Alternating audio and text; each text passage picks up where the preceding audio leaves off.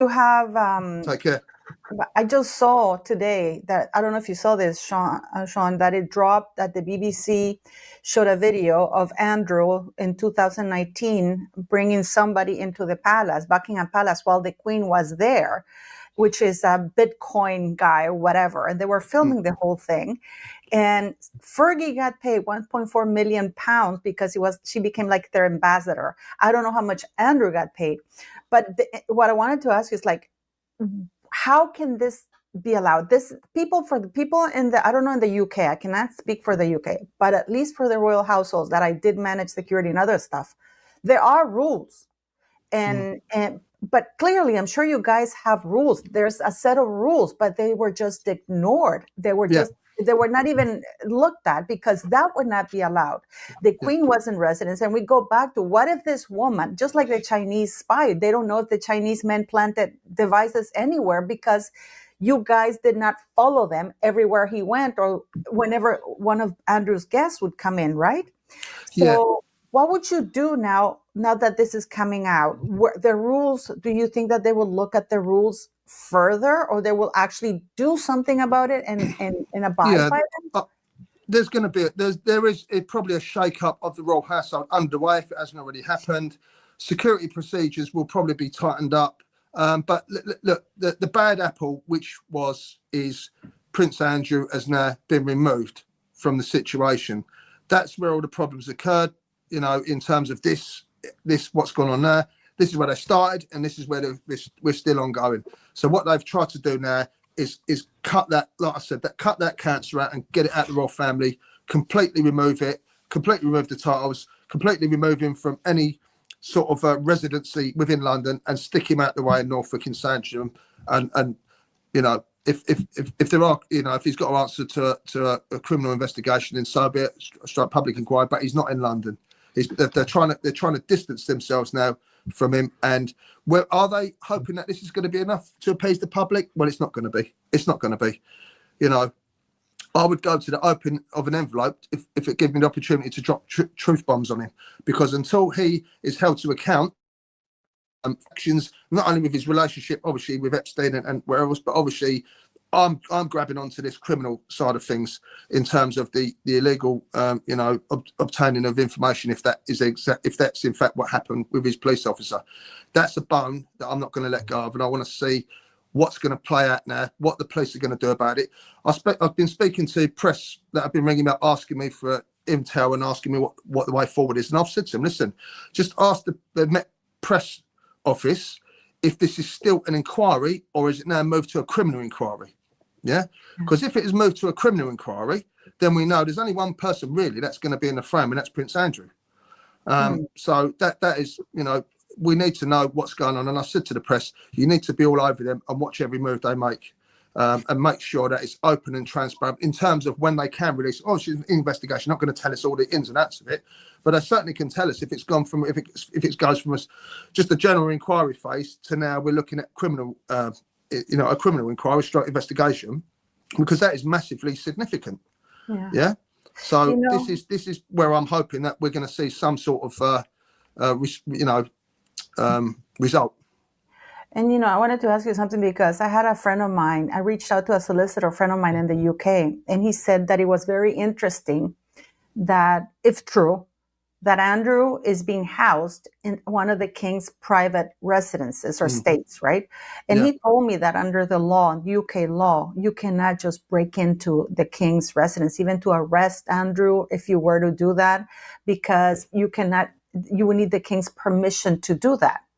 And by having the king house him there, it's a little bit of a barrier for the police, because as you see, the police is very shy and they don't like to embarrass. And the embarrassment of a royal, it weighs more than actual law, because they would have to ask permission to Charles to come and arrest Andrew at one of his private states.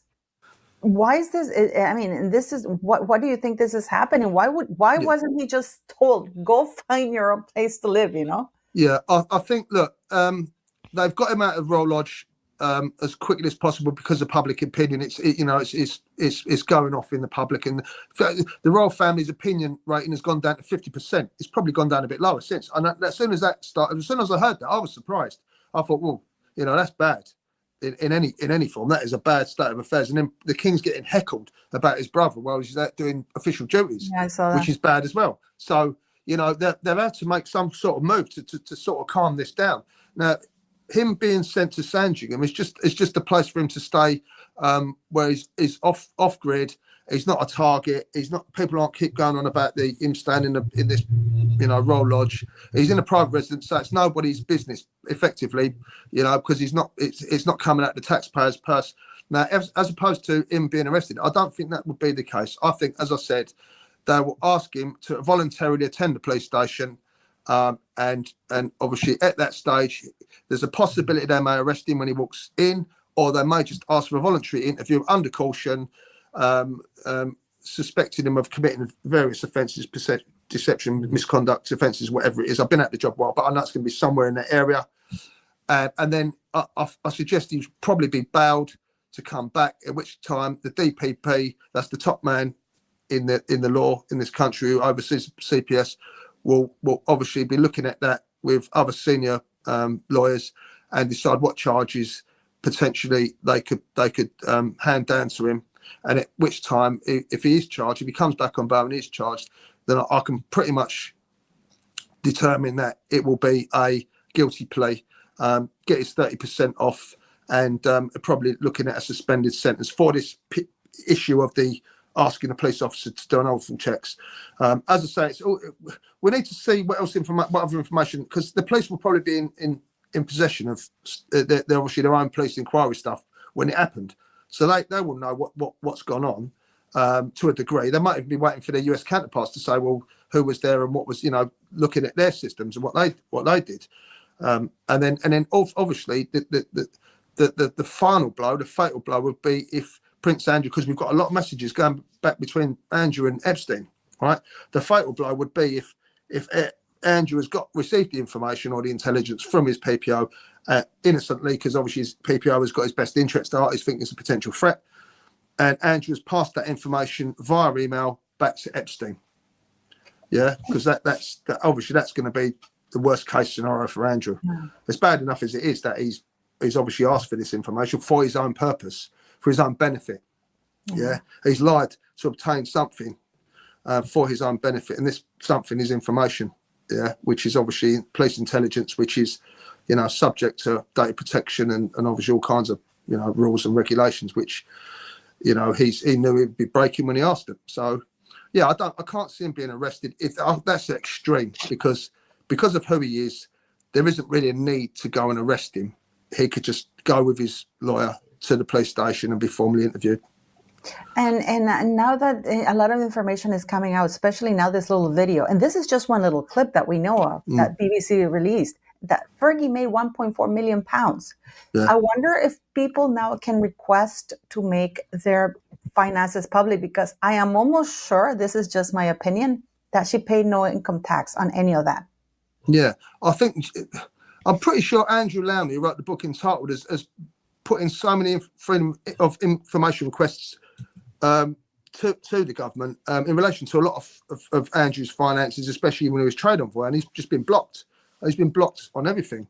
So there's a key indication there that there's something that they don't want to be made public. But Andrew's fighting hard for it. I've got a lot of respect for Andrew. He's kicked the doors in with that book. And Andrew Lowney, by the way. Andrew Lowney, yeah. Sorry. Yes. Yeah. Don't cut that, Sean. So it looks like I'm saying that I've got a lot of respect for Prince Andrew, because I'll get killed, mate. Yeah. Paul went to Andrew Lowney's book launch. Oh, okay, that's cool. Yeah, Andrew's amazing. I wanted to ask you, a lot of people, I just wanted your opinion on this. Yeah. A lot of people are saying, oh, poor Andrew, like taking away his titles is enough. And why aren't the other people being also named? Why only him? They should just let him go. And from my point of view, it's like, are we really at the point where losing titles is a big deal? I when this know. man has done a lot more to these women. Some of them Yeah. are dead, have lost so much in life, and Yeah. they're still being vilified. I mean, where do you Yeah. stand on that? I mean, do you agree that it's okay, let him go and live in No. Sandringham and No. at the No. little mansion he has, Yeah. with rather than 100 employees or staff, he will only have like 10. That's No. poor guy. No. It makes my blood boil, because we haven't had, and we come back. It's not so much for us as citizens of the UK. It's, again, it comes back to people who've been affected by this kind of crime, that he's not been held to account for his relationship and stuff that he's done, and he's not properly come out and apologised properly. That could have been something. It could have been some sort of way to apologise. Just say, look, I've made a mistake. Put your hands up and just be honest and say, I've been bad. I've done some bad things, and I'm sorry, and I regret what I've done. None of that. He's just hidden and kept his gob shut for 6 years, right? Which is to me, it shows that what the man is. Yeah, it shows what the man is. Yeah, he's just a coward. He's not no honour. How can you say I did the honourable thing to go and visit a paedophile? I mean, this is, how thick can you be? I did the honourable thing by going to cut my relationship off with a convicted paedophile. As if we're all going to go, oh yeah, no, I can see it now. Sorry, I understand why you went. I mean. But why do you think that's happening, though? Why do you think, for example, that Fergie, and this is a very unpopular opinion I have, maybe at the beginning I would have blamed the former prince, but now I blame the government, because the government has enabled this kind of behavior. And this kind of behavior, when it's not stopped, it only grows. I know from personal experience. So they have, at this point, by Andrew, when you don't stop it, it just grows, especially with certain people. We do see it with Harry. We do see it with Meghan. We have seen it with Charles. When the police caution him about Savile, Peter Ball, and other people, they don't listen, and the government does nothing. I mean, it's just gone rogue. Prince Andrew's just gone absolutely rogue, and it's just spiraled out of control. But like you said, who knew what when? In terms of government, members of the royal family, and security services, there's three different organisations there. Now, you're not telling me that none of these knew what was going on with Prince Andrew. You're not telling me that none of them were flagged up any issues in relation to his relationship with Epstein, the Chinese spy that was friends with him for years before he got, outed. All these things you would think, and as I come back to before, should have been looking at him, because he was representing the UK as trade envoy.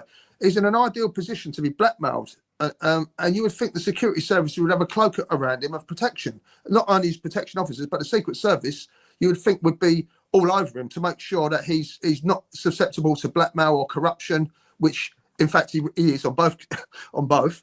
And he's not hanging around with people that are going to bring the royal family or the country into disrepute, which he was.